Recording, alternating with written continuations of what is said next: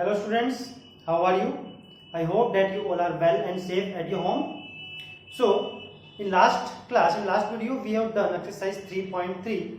Today in this class, in today's video, we will complete exercise 3.4 from our unit 3, understanding quadrilaterals.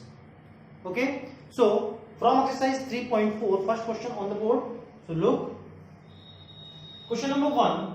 State whether true or false. Means some statements are given, we have to tell these statements are true or false. Okay, first statement is all rectangles are square. कि जितने भी rectangle है क्या हम उनको square बोल सकते हैं? तो स्क्वायर की कंडीशन होती है all sides are equal with 90 degree angle. Rectangle में 90 डिग्री एंगल है but all sides are not necessary to equal, opposite sides equals होते हैं. ठीक है, this white board is a rectangle, it is not a square, so it is false. Next है all rhombus are parallelogram. जितने भी rhombus हैं क्या rhombus में पैरेललोग्राम की सारी प्रॉपर्टी होती है? अपोजिट साइड्स इक्वल, यानी कि उसकी तो सारी इक्वल होती है तो अपोजिट ऑलवेज इक्वल होगी. Then opposite angles equal, diagonals bisect each other. Yes, rhombus के अंदर पैरेललोग्राम की सारी प्रॉपर्टी होती है, that's why it is true. Then all squares are rhombus and rectangle. जो सारे स्क्वायर्स हैं वो सारे के सारे स्क्वायर को रोम्बस और रेक्टेंगल कह सकते हैं क्या? तो स्क्वायर में हमें पता है कि पैरेललोग्राम की प्रॉपर्टी भी होती है, रोम्बस की प्रॉपर्टी भी होती है और रेक्टेंगल की प्रॉपर्टी भी होती है, that's why it is also true. Next, all squares are not parallelogram.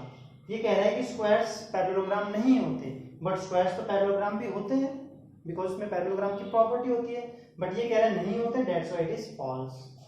Next है ऑल काइट्स आर रोम्बस. तो काइट की प्रॉपर्टी आपको पता ही है कि ये वाली साइड और ये वाली साइड इक्वल होनी चाहिए और ये साइड और ये साइड इक्वल होनी चाहिए.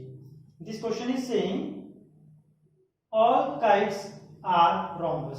तो सारी की सारी काइट्स रोम्बस नहीं होती हैं क्योंकि रोम्बस में तो क्या चाहिए, ऑल साइड्स आर इक्वल. इसमें तो जैसे ये वाली साइड इसकी इक्वल, ये वाली साइड इसकी equal, and in rhombus all sides are same, सारी साइड सेम होनी चाहिए, so it is false. Then all rhombus are kites. क्या सारे रोम्बस को हम काइट बोल सकते हैं? यस, ये वाली साइड इसकी इक्वल, एक पेयर कंप्लीट हो गई, ये वाली साइड इसकी इक्वल है क्योंकि ऑल सारी साइड इक्वल है ना, तो ये इसकी इक्वल हुई और ये इसकी इक्वल हुई, ये वाला एंगल और ये वाला एंगल भी इक्वल हुआ, तो इसमें काइट की सारी प्रॉपर्टी है, so that's why it is true. Next है ऑल पैरेललोग्राम आर ट्रेपेजियम. सारे पैरेललोग्राम ट्रेपेजियम होते हैं.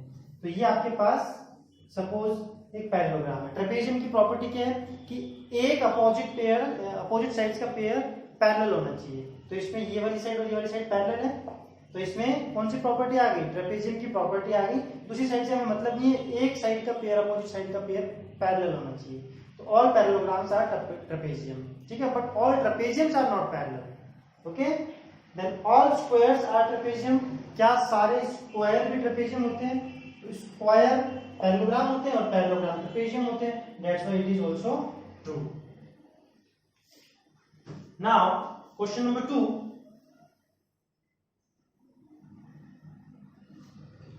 Identify all the quadrilaterals that have.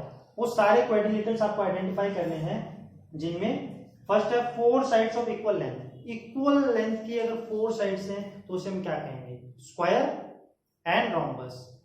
ठीक है, रोम्बस और स्क्वायर दोनों में 4 साइड होती हैं और वो भी इक्वल लेंथ की होती हैं. देन है 4 राइट एंगल्स. ऐसा कौन सा क्वाड्रिलेटरल जिसमें चारों एंगल राइट एंगल 90 डिग्री के होते हैं, जैसे इस व्हाइट बोर्ड के अंदर है. देन रेक्टेंगल एंड स्क्वायर, तो square and rectangle is the answer. Now question number 3. Explain how a square is. 4 options, यानी कि एक स्क्वायर कैसे क्वाड्रिलेटरल है. एक स्क्वायर को हम क्वाड्रिलेटरल क्यों कहते हैं? रीजन 4 साइड्स, क्योंकि उसके 4 साइड्स होती हैं. देन स्क्वायर, एक स्क्वायर पैरेललोग्राम क्यों होता है?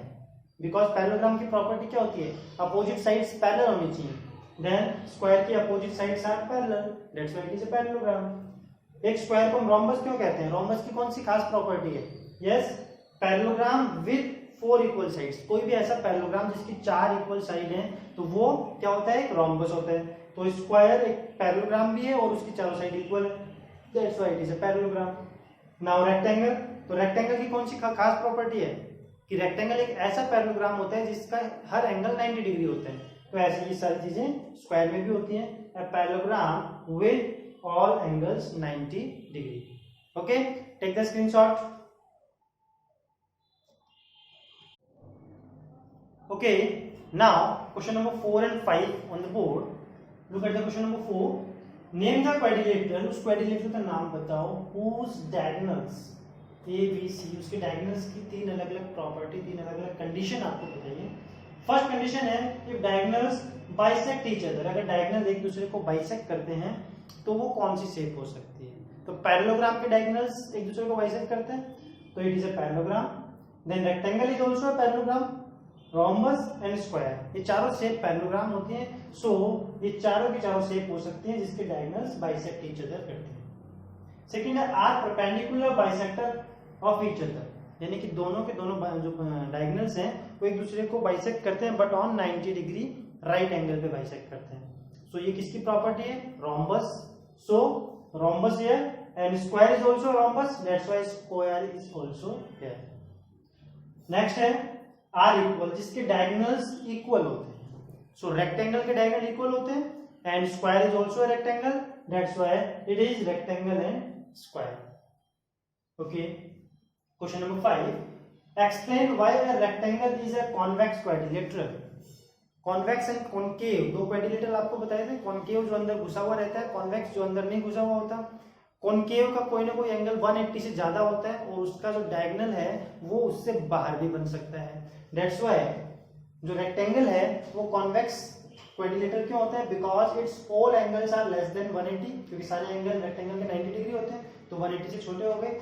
And it's all diagonals lies in its interior, उसके जो डायगोनल्स हैं वो उसके अंदर ही बनते हैं. Like it is a rectangle, तो दोनों के दोनों डायगोनल इसके अंदर बनते हैं. Okay, take the screenshot.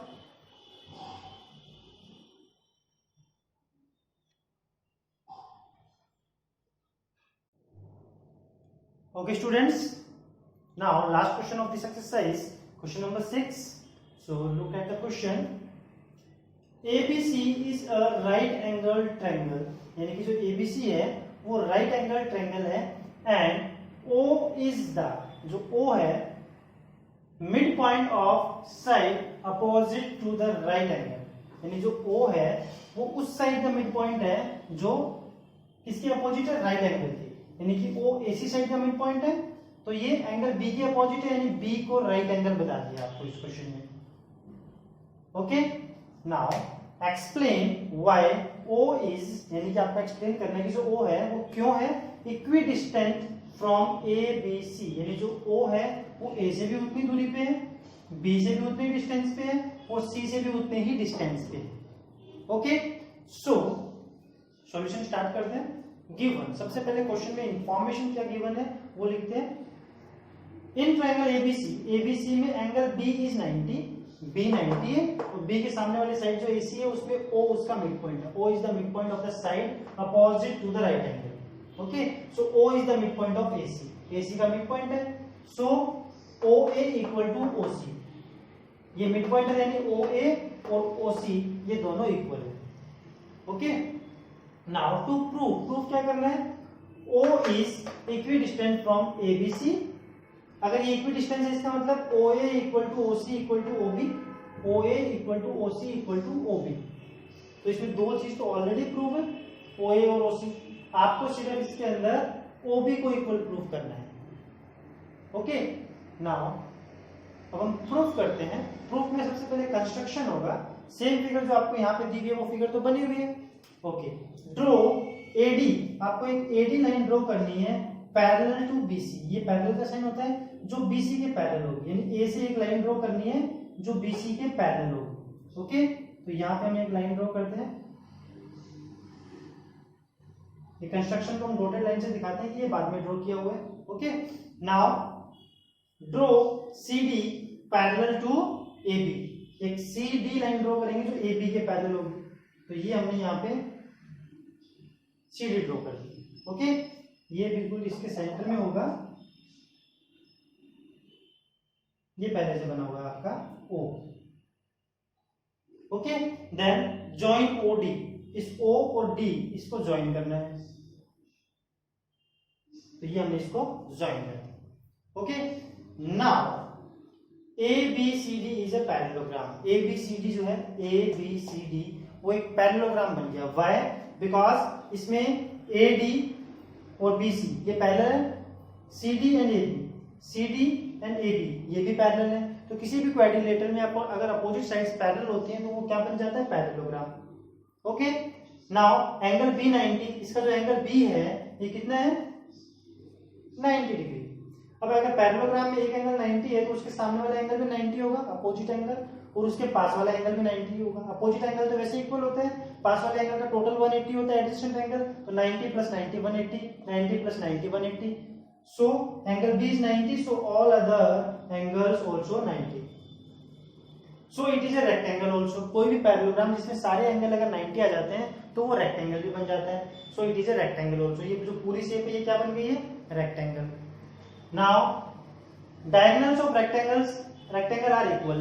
किसी भी रेक्टेंगल के जो दोनों डायगोनल हैं वो क्या होते हैं, इक्वल।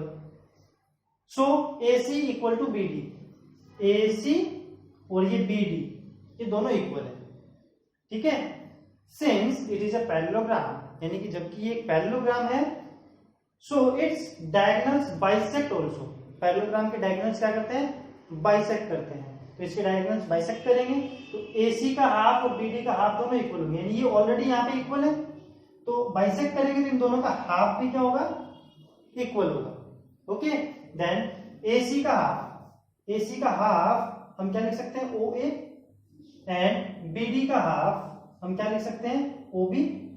तो OA = OB, ठीक है, ये हमने क्वेश्चन से निकाला है। नाउ एंड OA = OC ये आपको गिवन है,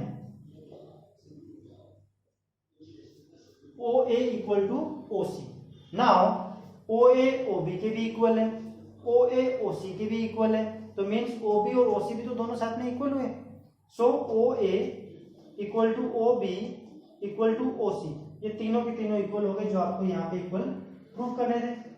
सो O is equi distance from ABC, जो O है वो ABC से इक्वल डिस्टेंस के ऊपर है। तो टेक द स्क्रीनशॉट।